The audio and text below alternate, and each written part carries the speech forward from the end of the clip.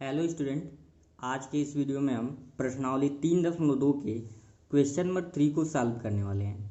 Question number 3 है अनुपातों A1/A2, B1/B2 तथा C1/C2 की तुलना कर ज्ञात कीजिए कि निम्नलिखित समीकरणों के युग्म संगत हैं या असंगत।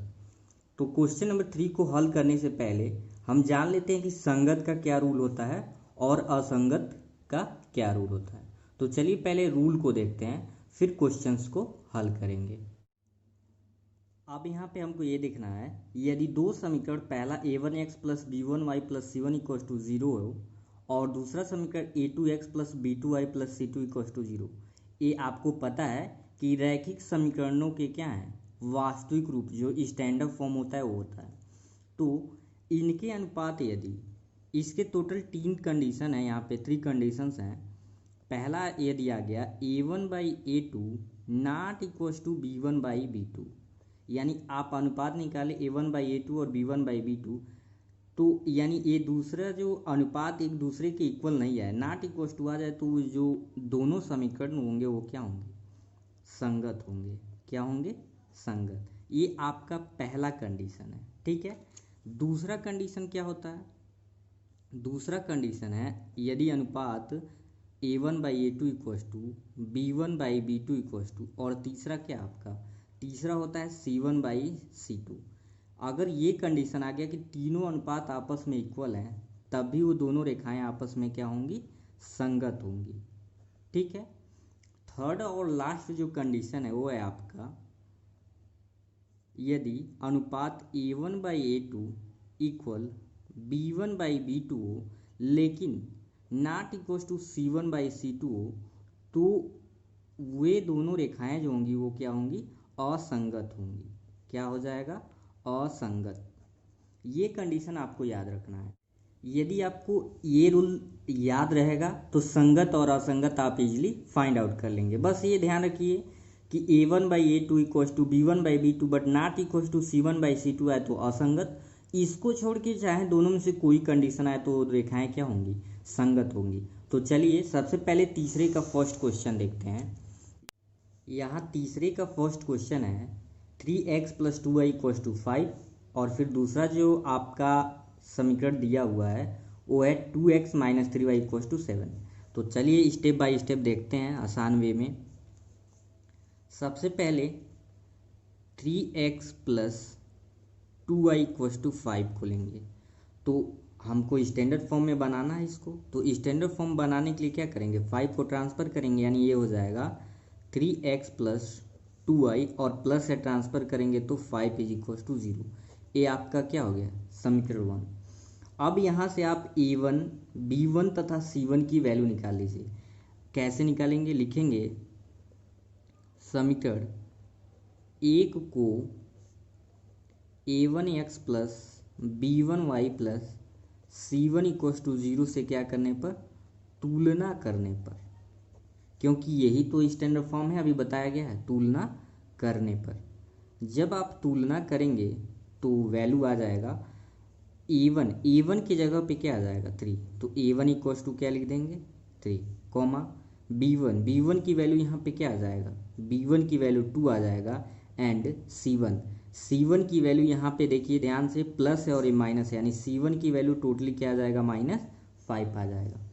ये इक्वेशन फर्स्ट से आप a1, b1, c1 निकाल चुके हैं। इसी प्रकार दूसरा जो आप समीकरण देख रहे हैं उससे क्या निकालेंगे, a2, b2 और c2 लिखेंगे, तथा दूसरा समीकरण यहाँ पे है 2x minus 3y is equal to 7, यानी 2x माइनस 3y, ये प्लस है ट्रांसफर होगा तो हो जाएगा -7 इक्वल टू 0। इसे क्या लिख लेंगे, सेकेंड। सेम ये भी आप यहाँ लिख सकते हैं समीकरण 2 को a2x plus b2y plus c2 से तुलना करने पे।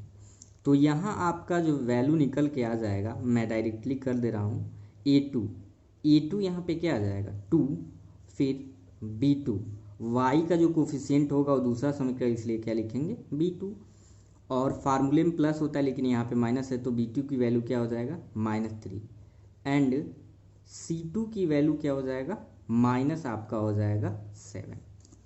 अब इजली अगले स्टेप में आपको क्या करना है, अब आपको अनुपात निकालना है, क्योंकि अनुपातों के द्वारा ही तो बताना आपको संगत होंगे कि असंगत। तो आप लिख सकते हैं अब आपको क्या करना है, अनुपात निकालना है। A1/A2, फिर क्या निकालेंगे B1/V2, और फिर निकालेंगे C1/C2। देखते हैं A1 आप क्या देख रहे हैं, A1 ऊपर दिया हुआ है 3 है, A2 आपका क्या है 2, फिर B1 आपका देख रहे हैं 2 है, B2 क्या है -3, C1 की वैल्यू दे दिया है -5 एंड C2 की वैल्यू दिया हुआ है -7। तो यहाँ पे आप अगर ध्यान दें तो ये 3/2 है, ये 2/-3 है, तो ऑब्वियस सी बात है यहाँ पे A1/A2 not equal to B1/B2 लिखेंगे। चूँकि यहाँ पे जो अनुपात आया है A1/A2 not equal to B1/B2, और मैंने अभी बताया कि ये कंडीशन आए तो रेखाएं क्या होंगी, संगत होंगी। तो ये लिखेंगे इसलिए रेखाएं क्या होंगी, संगत होंगी। तो यहाँ पे लिख देंगे रेखाएं संगत होंगी। तो ये है आपके संगत और असंगत चेक करने का रूल। अब इसके चलते हैं सेकेंड पार्ट पे। तीसरे का सेकेंड पार्ट है 2x - 3y = 8, और दूसरा जो इक्वेशन है 4x - 6y = 9। तो सबसे पहले इन दोनों को हम स्टैंडर्ड फॉर्म बनाते हैं। यहाँ पे लिख सकते हैं 2x - 3y = क्या दिया है 8। तो स्टैंडर्ड बनाने के लिए आपको इसके दाहिने पक्ष में क्या करना है, 0 को इक्वल करना है, यानी इसको लिख सकते हैं 2x - 3y, और प्लस से ट्रांसफ़र करेंगे तो क्या हो जाएगा -8, और ये जब ट्रांसफ़र हो गया तो यहाँ पे क्या बचेगा 0। यहाँ पे लिख लीजिए इक्वेशन फर्स्ट। अब यहाँ पे लिख सकते हैं a1x plus b2y plus b1 और प्लस c1 = 0 से क्या करने पर, तुलना करने पर। अगर यही इक्वेशन 2 होता है तो a1 b1 c1 की जगह पे a2 b2 और क्या लेते c2 लेते, से तुलना करने पर।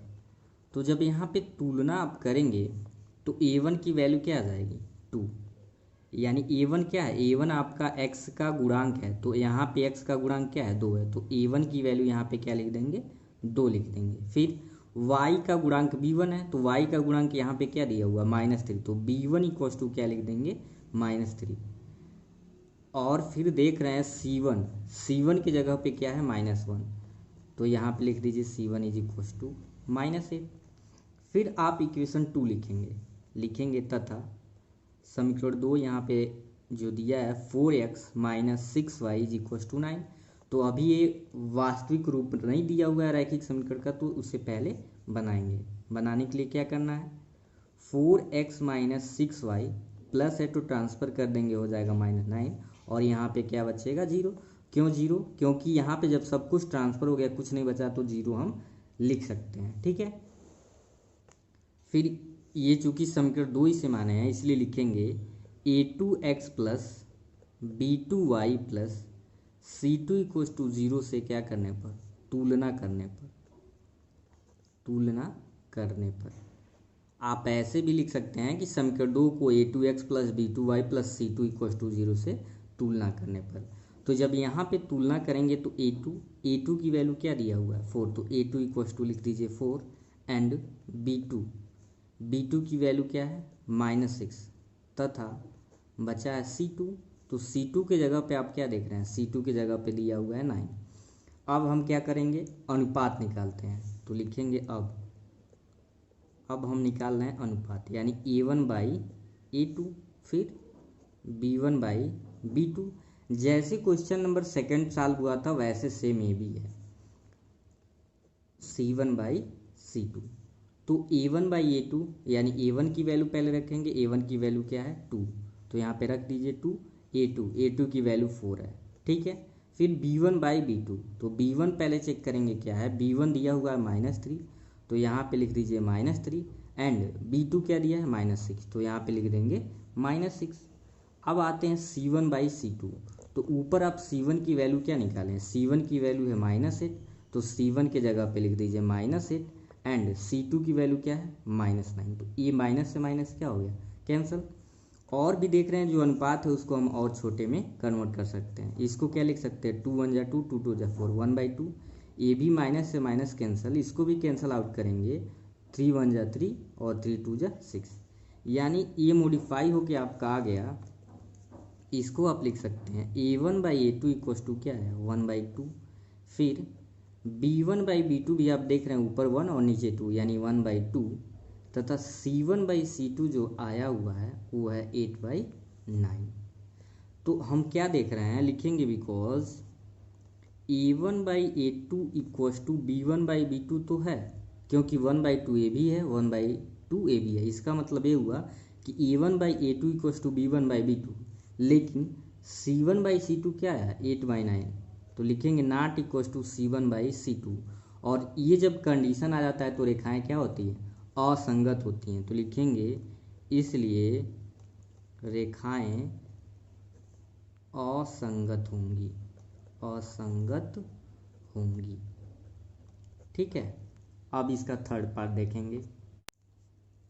तीसरे का जो थर्ड पार्ट है वो दिया हुआ है 3/2x + 5/3y is equals to 7। फिर दूसरा जो इक्वेशन है यानी दूसरा जो समीकरण है 9x - 10y is equals to 14। तो चलिए एक एक समीकरण को हल करके A1 B1 और C1 निकालते हैं। पहला समीकरण है 3/2x + 5/3y is equals to 7। तो 7 को ट्रांसफ़र कर लीजिए।